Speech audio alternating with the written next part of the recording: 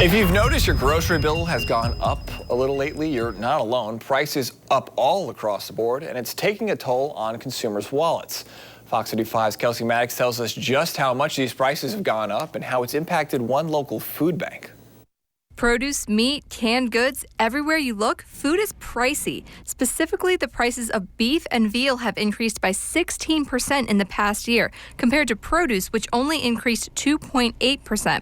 Altogether, the price of meat, poultry, and fish increased over 12%. Rachel Blakeman with Purdue Fort Wayne's Community Research Institute says this inflation makes it harder to do substitutions. There's not going to be the same kind of cost savings that we might have once seen when it was really isolated into particular food items. She says it's still unclear whether companies are increasing their prices for another reason besides supply and demand. So the question is, are they making record profits because they've spiked their prices? Or are they making record profits because we're buying a lot of things? We don't have enough information yet. She says outside factors have also contributed to these price increases, like the cost of packaging. When you're buying a can of diced tomatoes, the tomatoes may actually cost the same, but the cost of that can doubled in price. But it's not just consumers' wallets that have been impacted. Here at Community Harvest Food Bank, they're seeing the effects of inflation as well. We've seen anywhere from a 15 to 30% increase in clients over the past year. Katie Savoy at Community Harvest says they've seen an increase in customers lately, but not nearly as many as during the height of the pandemic when they served over 1,300 families in one day.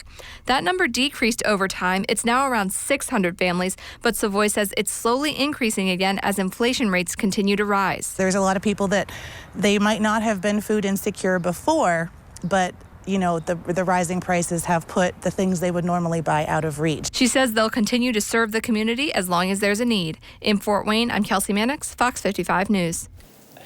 Savoy says Community Harvest has had to increase its purchasing budget because of that inflation that she was talking about, but says donations from the community have helped them continue on in their mission.